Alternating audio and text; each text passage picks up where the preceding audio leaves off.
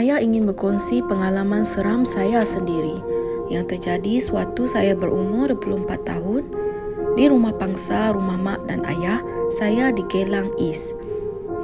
Sebelum saya bercerita terus, harus saya terangkan dengan teliti mengenai rumah orang tua saya tu. Rumah ni dikategorikan sebagai rumah pangsa 5 bilik.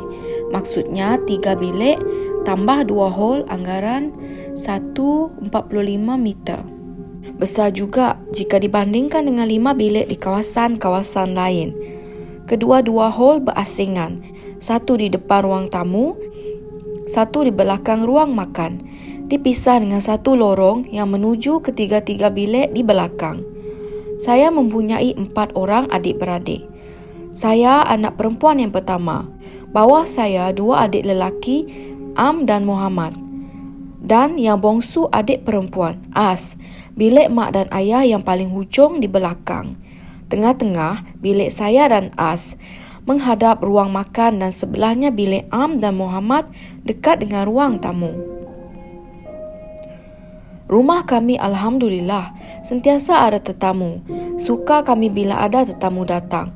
Tak sunyi dan sekaligus boleh mengeratkan silaturahim. Ada kala ada tetamu dari Indonesia, Malaysia yang menginap di rumah kami untuk beberapa hari. Maka pada suatu hari itu, ada tetamu yang tak diundang pula yang datang. Hari itu, kami ada 2 tetamu wanita dari Jakarta dan Tanjung Pinang, kenalan mak. Mereka menginap di situ satu malam di rumah kami sebelum mereka pulang. Mereka tidur bersama As di bilik saya.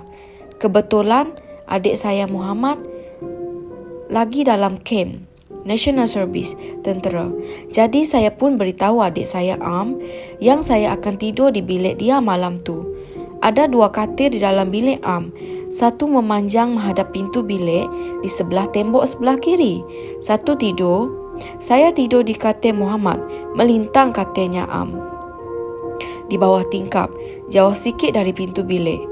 Sudah pun lebih 10 lebih malam, si Am ni tak balik-balik. Meramu entah ke mana. Tapi memang saya pun faham ajalah. Bujang. Tapi memang saya faham. Lelaki bujang ni mestilah merayap tak habis. Lelaki pun dengar. Tapi memang saya pun faham je. Lelaki bujang ni mestilah merayap bebas. Lagi-lagi ada motor sendiri. Jadi saya pun tidur dulu. Badan paling ke kiri menghadap ke tembok. Belakang saya membelakangi pintu bilik. Itulah permulaan silap saya. Paling ke kiri. Biasanya saya akan mengiring badan ke kanan bila nak tidur. Tapi entah kenapa malam tu boleh ke kiri pula. Saya terjaga sekejap bila Am balik dan masuk bilik. Tengok jam pukul 1 pagi. Lambatnya balik. Si kakak ni tegur.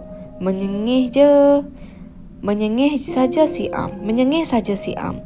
Lepas dia bersihkan diri, pintu dibiarkan tak ditutup rapat dan dia terus tidur.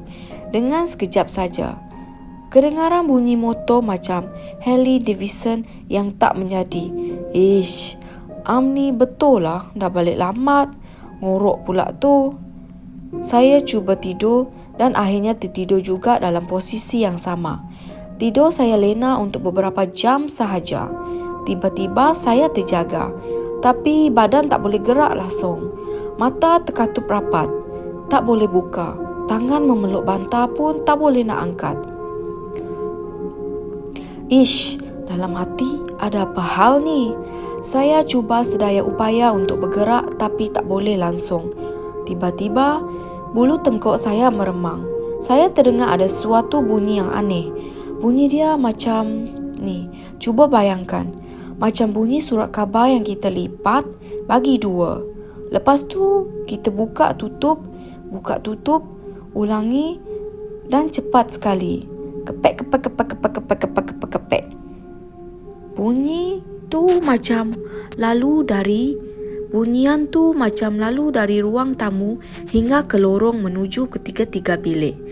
Macam lagi nak survive, siapa yang masih terjaga? Bunyi tu dah sayup sikit bila dia dah sampai ke bilik mak yang paling hujung tu. Tiba-tiba dia U-turn Dan saya dapat dengar bunyi yang kepek-kepek tu makin dekat kembali terus menuju ke bilik Am. Agaknya dia dah dapat tahu yang saya seorang yang masih terjaga. Alahai, makhluk tu terus masuk ke bilik Am dan saya rasa belakang saya macam kena vacuum. Rambut saya mengerbang ke belakang badan kerana kena sedut dengan angin yang kuat. Biasanya bila kita dengar cerita seram, selalunya diorang kena tiup embun lah, tiup telinga lah. Tapi saya pula bukannya kena tiup, tapi kena sedut. Ya Allah. Bukan tu saja, makhluk tu mula mengeluarkan suara yang menyeramkan dekat dengan telinga kanan saya. Kuat pula tu, amat mengerikan. Tak pernah dengar seumur hidup saya. Susah nak terangkan. Bunyi suara tu macam TV yang sudah tamat siaran atau TV rosak bila on. Tapi tak ada gambar. Cuma bintik-bintik hitam dengan bunyi bising. Macam tu lah. Tapi ditambah pula dengan suara yang amat garau dengan bahasa yang saya tak faham langsung. Ya Allah, masa tu Tuhan saja yang tahu perasaan saya. Perasaan takut tu meluap-luap. Dalam hati, apa benda ni? Datang dari mana? Kenapa tak semena-mena saya pula yang kena? Tiba-tiba teringat kepada Am. Ni mesti benda Allah tu ikut Am ni balik. Entah ke mana dia merayap malam-malam buta. Dah tu balik tadi tak solat isyak, terus tidur. Ish, siaplah dia nanti. Walaupun tengah marah pada Am, tapi perasaan takut tu tetap ada. Jantung berdegap-degup dengan cepat. Bulu romantika saya meremang seremang-remangnya. Saya cuba baca ayat kursi, lidah ni keluh habis.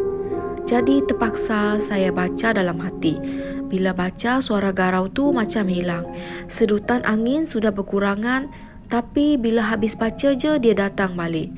Kejadian ni berlaku beberapa kali. Betul macam berperang. Dah lah tak boleh bergerak. Mata terkatup, rambut dan baju mengerebang ke belakang. Bunyi suara garau meracau tu betul-betul kuat di telinga. Hai, penat betul. Akhirnya baik-baik takut saya jadi marah. Lalu dalam hati saya macam seolah-olah berteriak sekuat-kuatnya. Hoi, aku ni manusia. Darjat manusia lebih tinggi dari segala makhluk ciptaannya. Aku terus berikan segala fokus dan tenaga yang masih ada untuk cuba melepaskan diri dari cengkaman makhluk tu dan berteriak dalam hati, "Nyah kau dari sini." Allahu Akbar. Terus saya terlelap. Alhamdulillah. Ya Allah, saya berjaya lepaskan diri dan lekas bangun, hidupkan lampu. Tutup pintu rapat-rapat dan terus kejutkan si Am. Am, bangun, bangun. Am mengeliat sambil menguap panjang. Apa sah ni? Tadi ada benda tak? Tadi ada nampak benda tak masuk bilik? Ada dengar apa-apa tak? Kakak kena kacau tau. Kakak tak boleh gerak langsung. Kakak kena kacau teruk. Semalam Am pergi mana? Pergi tempat yang bukan Balik tadi pun tak solat isyak kan? Soalan demi soalan, si Am ni kena tembak. Dah geram sangat. Apalah, macam dengar apa-apa. Tak ada dengar. Tak ada apa-apalah. Pergi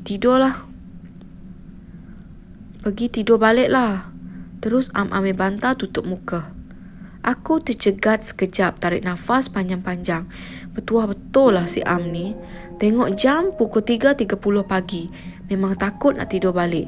Baca ayat kursi dan berzikir sampai terlelap sendiri. Itulah pengalaman yang tak dapat saya lupakan.